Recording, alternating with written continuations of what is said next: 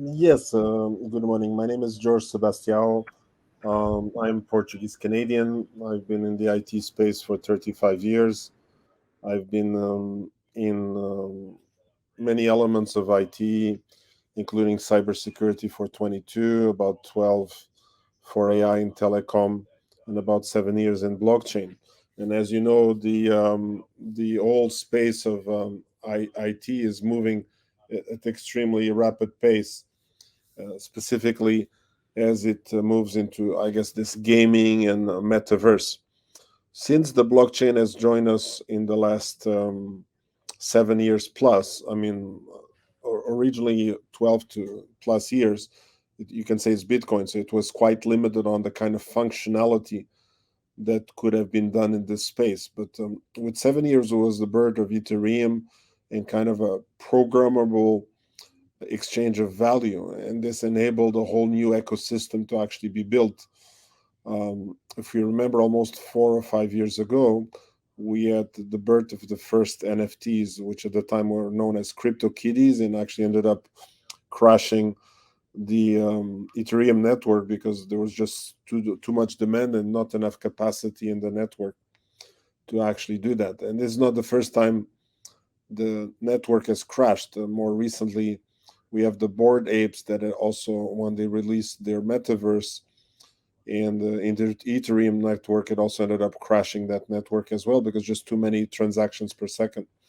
So you can say that this programmable space has given the born a whole new economy, a whole new circle economy. Of course, gaming has been with IT since the early days. It was gaming that actually developed most of the research that was done on Intel chips and graphic acceleration cards and GPUs. So not only they're used for mining, but they're also used for gaming. Actually, gamers were not too happy that their cards became so expensive as a result of the launch of Ethereum platforms. Therefore, uh, this new economy is basically being born. So there's many elements that are important to it. One is NFT, which allows you the exchange of value, but programmable exchange of value. So NFT are kind of unique characters or unique assets that can exist outside a game, but primarily today are being developed within the game space. And this could be shields, this could be the characters themselves, this could be assets that you actually win in the game. So gaming is actually creating a whole new economy that was not there before. So the concept today known as play to earn is new to this space.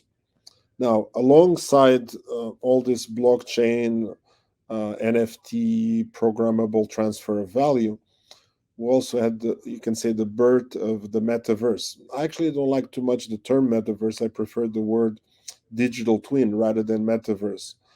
3D worlds have actually also been with us for the last 15 plus years. I mean, in the original browsers like Netscape and others, something known as VRML or 3D objects were able to be displayed and interacted with. However, of course, the kind of interaction that you could do with this is limited to actually being able to view, rotate, or navigate inside these 3D objects. Today, all these three worlds are colliding together.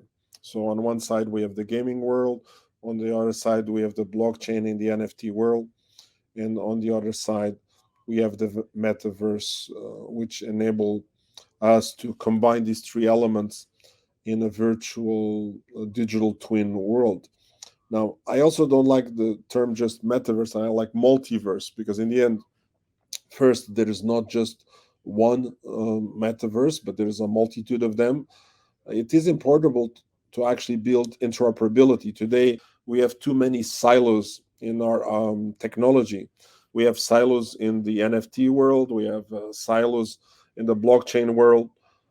So in the blockchain world, NFT, we have to have the concept of, you know, integration between the various network assets. So multi-chain capability is extremely important. The same is to be said also for the metaverse, and that's why the importance of multiverse and the capability of integrating these verses together. so that you can go from one to the other, or you can go from one game to the other, and assets that you may win in another game could easily be transferred to other games, or they could be convertible into other coins and eventually even used as financial assets that you could integrate into traditional payment systems that today are primarily driven by Visa and MasterCard.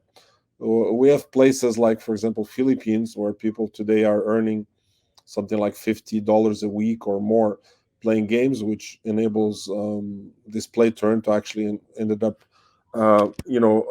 feeding an entire family, which is quite important. The same can obviously be said for India and other parts of the world. So obviously, we have very large communities. In India, we have 1 billion people. We have 1 billion people in China. We have 1 billion people in Africa. Um, of course, other elements need to come together for these things to actually be able to operate. So one of the important elements that do not touch base, but it's definitely the availability of low cost broadband telecommunications. Now, whether these are provided by mobile, by satellite, like the new and upcoming Starlink, which enables us to put broadband anywhere on the planet.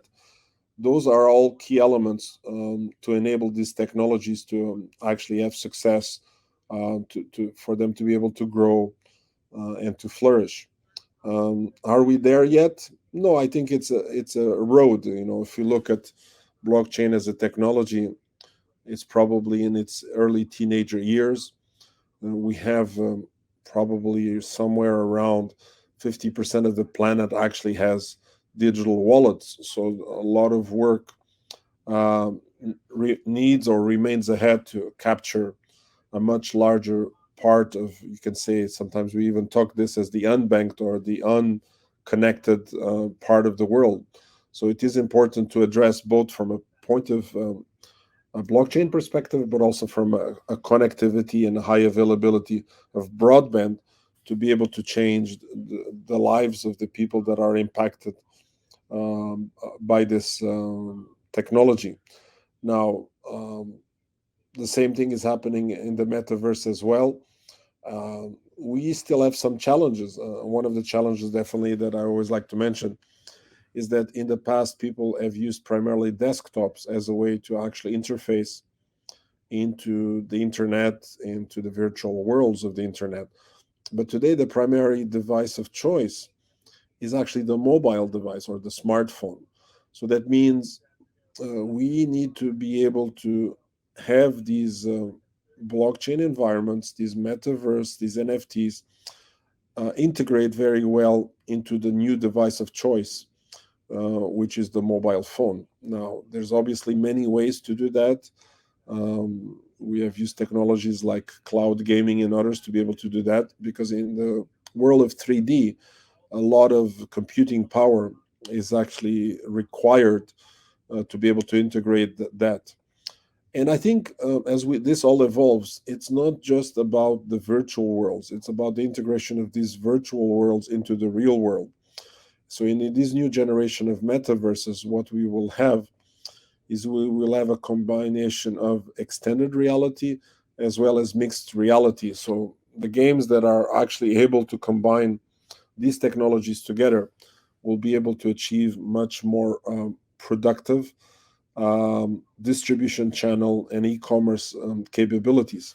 One has to look at this as a new way or a new channel for existing businesses to explore. So most of the large organization and vendor organizations and brands are actually investing in this as their distribution channel.